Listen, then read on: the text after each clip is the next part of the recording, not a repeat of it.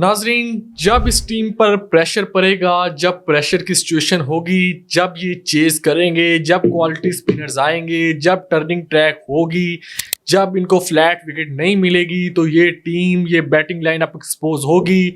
हमने जब से ये नई इंटेंट और एग्रेशन वाली क्रिकेट का इन्होंने ऐलान किया है और बगैर कोई सोचे समझे, विकेट को सोचे समझे, कंडीशंस को सोचे समझे, इन्होंने एक रट लगाई हुई है कि इंटेंट और एग्रेशन, वो इंटेंट भी बाहर में गई और जो वो एग्रेशन है वो भी सारी इनकी निकल चुकी है। और पाकिस्तान और अफगानिस्तान के मैच में जो पाकिस्तान की बैटिंग लाइनअप है वो मुकम्मल तौर पर एक्सपोज हो चुकी है। और ये प्रॉब्लम सिर्फ इस मैच की नहीं कि इस मैच में इस तरह हुआ है, बल्कि ये पाकिस्तान की जो बैटिंग लाइनअप है इसका बड़ा पुराना मसला है कि जब प्रेशर पड़ता है ये कोलैप्स कर जाते हैं।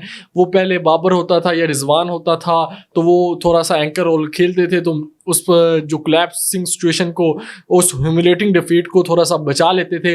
लेकिन इस टीम में कोई ऐसा प्लेयर एक भी नहीं है कि कोई कॉमन सेंस के साथ खेल ले।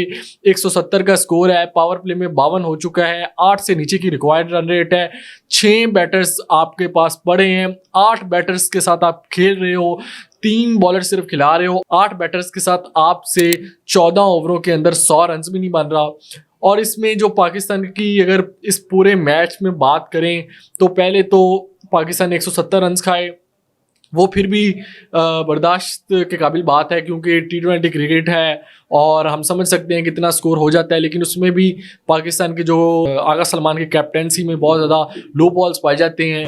और आप पहली तो टीम सिलेक्शन किस बुनियाद पे कर रहे हैं कि मतलब आपने एशिया कप की तैयारी करनी है, आपने चैंपियन ट्रॉफी से सबक भी सीखा है कि स्पिनर्स दुबई में काम आते हैं, स्पिनर्स को खिलाओ, पार्ट टाइमर्स एक दिन चलेगा दूसरे दिन नहीं चलेगा। साइम अयूब ने आज तो 3 विकेटें ले ली और फ़हीम अशरफ ने 4 विकेटें ले ली, तो आपका वो 170 तक स्कोर हो गया। तो अगर ये आपके बॉलर्स पार्ट टाइमर्स इंडिया के खिलाफ मैच में उनके हथे चढ़ गए तो वो तो इनको जितना मारेंगे तो आपको तो ये स्कोर 220 से भी ज़्यादा चला जाएगा, क्योंकि आपके जो बॉलर्स हैं उनको आप खिला ही नहीं रहे। अगर खिला रहे हैं तो हारिस रऊफ साहब 3 ओवरों में 34 खा के जा रहे हैं, सुफियान मुकीम 3 ओवरों में 33 खा रहे हैं और शहनशाह अफरीदी ने विकेट नहीं ली, उन्होंने अच्छी बॉलिंग की, लिहाजा उनको पर बात नहीं करते आज। वैसे भी वो एक इस टीम में जो एक्सपीरियंस प्लेयर और एक्सपीरियंस बॉलर वही हैं अकेले। लेकिन जब सिलेक्शन कमेटी और कप्तान से ये सवाल उठता है कि वो इब्रार अहमद को क्यों नहीं खिला रहे, भाई वहाँ दूसरी तरफ अफगानिस्तान नूर अहमद, अल्लाह गजनफर और राशिद खान और मतलब वो 3 अपने स्पेशलिस्ट स्पिनर्स के साथ जा रहे हैं और आप सिर्फ एक सुफियान मुकीम को खिला रहे हो। मतलब ये आपने रूटीन बना लिया, अगर इब्रार खेलेगा तो सुफियान नहीं खेलेगा, सुफियान खेलेगा तो इब्रार नहीं खेलेगा। ये कौन सी किताब में लिखा हुआ है। अब बात करें पाकिस्तान की बैटिंग लाइनअप की, इनसे बातें करवा लो बड़ी बड़ी और स्टेटमेंट्स दिलवा लो सोशल मीडिया पर और इनसे इंटरव्यूज़ ले लो, लेकिन परफॉर्मेंस ज़ीरो है। कोच साहब की सबसे पहले बात करेंगे, मोहम्मद हारिस साहब, जिनको मुझे समझ ही नहीं आती कि उन्होंने क्रिकेट कहाँ पे सीखी है, कहाँ पे खेली है, क्या क्लब में खेलते रहे हैं, टेप बॉल के प्लेयर हैं, कुछ तो हमें बता दें। कोई क्रिकेट की टेक्निक होती है, जब आप इंटरनेशनल खेलने आते हो तो आपके पास इतनी तो टेक्निक होती है कि आप 6 बॉलों को रोक लो, उस बंदे से बॉल रोकी ही नहीं जाती, वो स्पिनर को खेल ही नहीं सकता, वो सिर्फ घुमाता है, उसको प्रॉपर शॉट मारनी भी नहीं आती, उसको ना फ्लिक आती है, ना कवर ड्राइव आती है, ना उसको स्वीप आती है, उसको सिर्फ हवा में गेंद घुमानी आती है। स्पिनर्स को तो वो खेल ही नहीं सकता। फास्ट बॉलर को अगर सीधी फ्लैट ट्रैक मिलेगा, सीधी बॉल आएगी तो वो पावर के साथ शॉट लगा सकते हैं, अदरवाइज आप सीम करो, स्विंग करो, स्पिन करो, ये बंदा मुकम्मल तौर पर फ्लॉप है। और इससे बयानात दिलवा लो कि बाबर आजम को अपनी T20 की क्रिकेट इंप्रूव करनी चाहिए। हम इंटेंट के नाम पे खेल रहे हैं, हम अग्रेसिव क्रिकेट खेलना चाहते हैं। भाई अग्रेसिव क्रिकेट तो तब खेलोगे जब कोई स्कोर बनाओगे, जब मैचेस जीतोगे। हमने अग्रेसिव क्रिकेट खेलनी है, मैचेस जीतनी है, मेन मकसद हमारा मैचेस जीतना है। और अग्रेसिव क्रिकेट भी सिर्फ बातों में ही खेली हुई है इन्होंने, हमें तो कोई नजर नहीं आती है। तो इतनी आप लोगों ने अग्रेसिव क्रिकेटर्स थे आप लोग, तो फिर 170 को 15 ओवर में चेस करते तो हमें भी पता चलता कि अग्रेसिव क्रिकेट खेली जा रही है। अब मैं ये मोहम्मद हारिस साहब जो कि कहते हैं कि मेरा बड़ा इंटेंट है, इनकी पिछली 9 इनिंग्स उठा के देता हूँ। 1 में फ्लॉप होता है, 2 में फ्लॉप होता है, 3 में होता है, 4 में होता है, 5 में होता है, 6 में होता है। T20 क्रिकेट है, बात मानी जा सकती है, बात समझी जा सकती है। लेकिन जो मोहम्मद हारिस का 100 निकाल दो जो लाहौर की पिच पर इन्होंने बनाया है, वो भी बांग्लादेश के बॉलर्स के खिलाफ, उसके अलावा इनके पूरे कैरियर में है ही क्या। और इनकी पिछली 9 इनिंग्स पर अगर नजर डालें नाजरीन तो इनका स्कोर कार्ड कुछ इस तरह नजर आता है कैसे जैसे कोई फुटबॉलर हैं ये और ये गोल्स करते रहे हैं, इस तरह का इनका स्कोर कार्ड है। 4-0 5-6 4-2 15-1-1 ये इनका स्कोर कार्ड है। अब इनके अगर स्ट्राइक रेट की बात करें जी, 140 से नीचे वाला स्ट्राइक रेट प्लेयर इस टीम में नहीं रह सकता। 140 से ऊपर वाले स्ट्राइक रेट के साथ हम खेलेंगे, हम 200 के स्ट्राइक रेट के साथ खेलेंगे। भाई आपकी जो पूरी टीम है उसमें 140 से ऊपर है, करियर का स्ट्राइक रेट सिर्फ हसन नवाज का है, बातें बस करवा लो हवा में। अब हारिस साहब का स्ट्राइक रेट देखते हैं, जो दूसरों को तो बड़ी बड़ी नसीहतें करते हैं।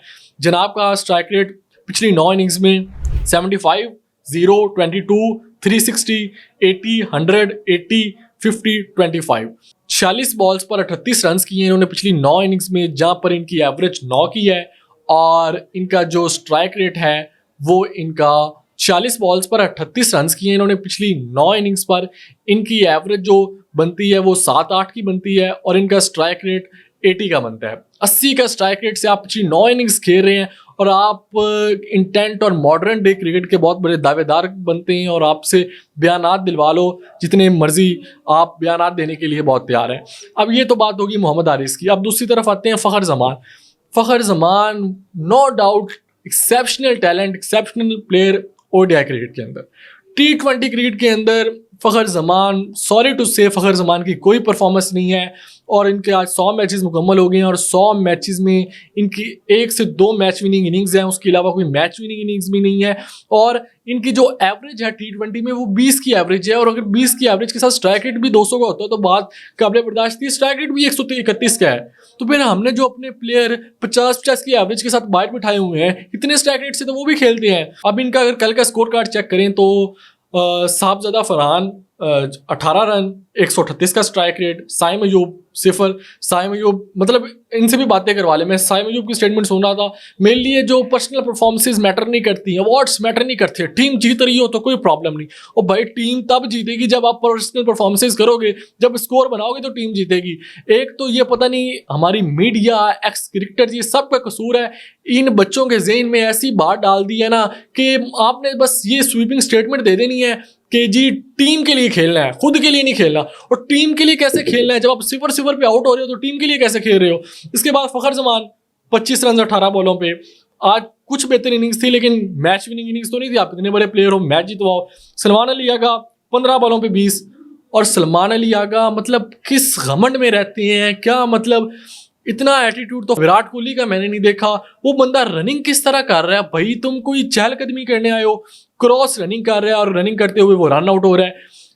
इजी डबल स्कोर होता था वहां पे, लेकिन वो बबल मुंह में डाल के और चिंगम चबाते रहते हैं और वो पता नहीं क्या ही साबित करना चाह रहे होते हैं कि कौन से बड़े स्टार हैं। उसके बाद आते हैं हसन नवाज, 12 बॉलों पे 9, 75 का स्ट्राइक रेट। मोहम्मद नवाज 16 बॉलों पे 12, 75 का स्ट्राइक रेट। मोहम्मद हारिस क्या ही बात करें, 1 रन। फ़हीम अशरफ 14 रन। शहनशाह अफरीदी 0। हारिस रऊफ ने आके 34 रन बना दिए तो आपकी इज्जत बची, 150 से ऊपर हो गया, नहीं तो ये 130 से नीचे 120 स्कोर होना था और आपने 60 रन से हारना था। तो ये सारी आपकी जो परफॉर्मेंस थी और वो जो सारी इंटेंट और एग्रेसिव क्रिकेट थी वो अफगानिस्तान के मैच में एक्सपोज हो चुकी है। और अभी भी पाकिस्तान क्रिकेट बोर्ड के लिए ये वक्त है। एशिया कप ये हमारी प्रेस्टीज का मसला है, ये मोहसिन नकवी साहब भी बहुत अच्छी तरह जानते हैं, हमारा मीडिया भी बहुत अच्छी तरह जानते हैं, पीसीबी मैनेजमेंट भी बहुत अच्छी तरह जानती है कि जिस सिनेरियो में, जिस सिचुएशन में पाकिस्तान और इंडिया का मैच होने जा रहा है, एज अ नेशन हम कोई भी इंडिया से मैच में हार बर्दाश्त कर सकते हैं, लेकिन ये एशिया कप का मैच नहीं बल्कि जंग है। क्योंकि जिन हालात में ये मैच होने जा रहा है तो उनमें हम किसी किस्म की कोताही बर्दाश्त नहीं कर सकते। अभी भी वक्त है, रैशनल थिंकिंग करें, सोचें समझें और इस टीम में 1-2 एंकर्स प्लेयर लेकर आएँ जो लंबा खेल सकें और जो सारी टीम इन बच्चों के हवाले ना कर दें।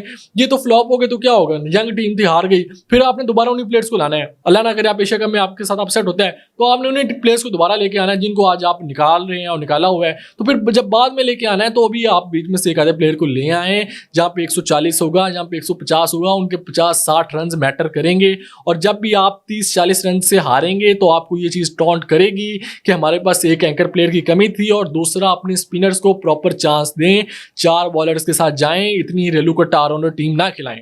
ये सब चीज़ें करें तो ही जो एशिया कप का एक मजबूत स्क्वाड बन सकता है और हम इंडिया को चैलेंज कर सकते हैं।